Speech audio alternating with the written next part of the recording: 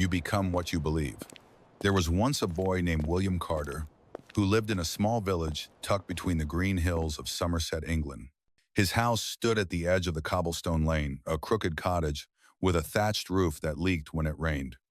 His father, once a miner, had died in an accident when William was just an infant. Since then, his mother, Margaret, worked tirelessly as a laundress for the wealthy families who lived beyond the river. William was about 9 years old, small for his age, with hair the color of autumn wheat and eyes that always seemed to hide behind long lashes. Every morning, he walked 3 miles to the village school, wearing the same faded trousers and a coat too big for him. His shoes, cracked and patched, had long lost their shine. The other boys mocked him. They said he smelled of soap water and coal smoke. They called him the beggar boy. William never shouted back. He simply lowered his head, clutching his worn satchel, and kept walking. Silence was easier than anger. One warm morning, the summer sun poured down on the fields, turning the air golden. On his way to school, William saw a boy sitting on the grass beside a wooden fence near the vicar's orchard.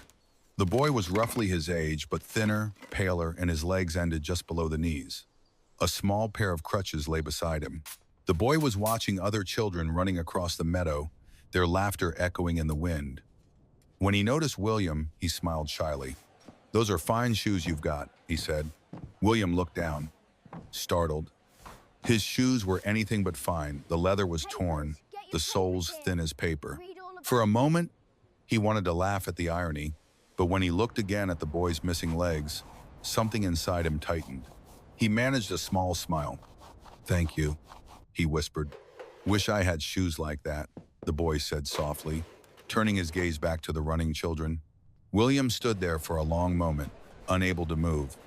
For the first time in his short life, he felt not poor, but grateful.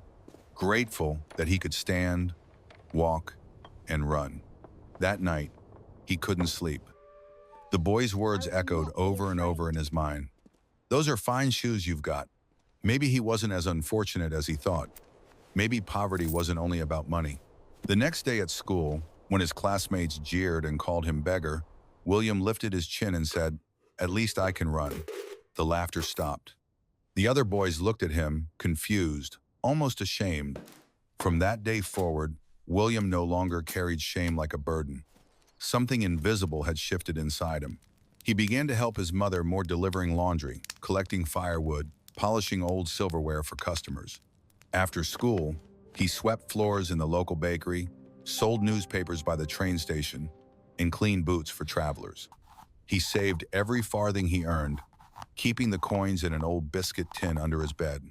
One foggy evening, as he was polishing a gentleman's shoes outside the station, a man in a long black coat stopped and asked, "Why are you working here instead of playing with your friends?" William straightened up. "Because, sir, I want to build a life where people don't have to laugh at others to feel strong." The man studied him for a moment, then smiled, placed a golden sovereign in his small palm, and walked away without another word. Years passed. William grew into a young man. His hands became rough from work, but his eyes remained full of light. He never forgot the boy without legs. Whenever life grew difficult, that image, the boy smiling under the summer sun, gave him strength. He continued to study at night, reading old books he borrowed from the church library. He learned about trade, about how small shops became great businesses through honesty and service. He dreamed of opening his own store someday, not a grand one, but something built from kindness. When he turned 22, he took every shilling he had saved and a small loan from a friend and rented a narrow shop on the corner of Market Street in Bath. It was barely larger than a living room. The front window displayed a few flower pots, some handmade candles, and secondhand books. On a wooden board outside, he painted with trembling hands, "Bloom and kind gifts that grow." The townspeople laughed. "A flower shop in this heat? It'll wither in a week," they said. But William stood outside his store every day, greeting everyone with a smile. He sold his mother's lavender bundles, hand-sewn cloth bags, and little notes with kind quotes written in his neat handwriting. People came first out of curiosity, then out of affection. They bought not only his flowers, but his optimism.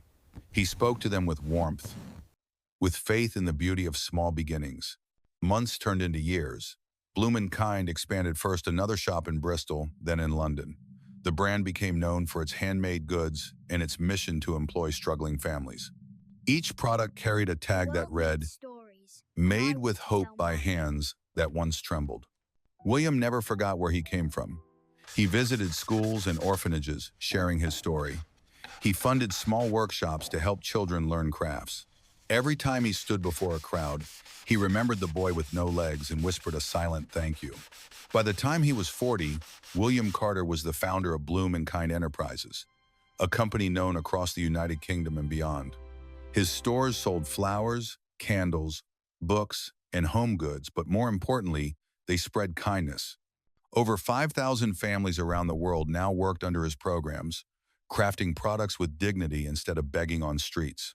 He flew in planes, spoke at universities, and met world leaders. Yet in his glass office overlooking the Thames, one item always remained untouched: a pair of old torn shoes resting inside a display box on his desk. Visitors often asked about them. "Why keep those old things, Mr. Carter?" He would smile gently. "Because they remind me that success isn't about where you start, it's about what you believe." He would pause, then continue not as a businessman, but as the same barefoot boy who once walked down the dusty lanes of Somerset. "You see," he'd say, "people think success is built from money or luck, but it's built from gratitude, from learning to see what you already have instead of what you lack. Don't wait for perfect tools. Build with what's in your hands. You may be poor, but you are not empty. You may be small, but you are not weak. Even in the hottest sun, a flower can rise. So can you." Those words became the heart of his speeches, printed on his company walls and engraved on the packaging of every product Bloom & Kind sold. One winter evening, after a long day at the office, William took a quiet walk through the snowy streets. The city lights shimmered on the frozen river. Near the park gates, he saw a young boy sitting on a bench, polishing the boots of passing strangers. The boy's coat was torn, his fingers red from cold. William stopped. For a moment, he saw himself again, a small boy with cracked shoes and a dream too big for the world around him. He walked over, placed a hand on the boy's shoulder, and said softly, "Those are fine shoes you've got." The boy looked up, startled, then smiled. And just like that, a new story began. The world will see your success, but only you will know where it truly began. Perhaps with broken shoes, a kind smile, and a moment that changed your heart forever.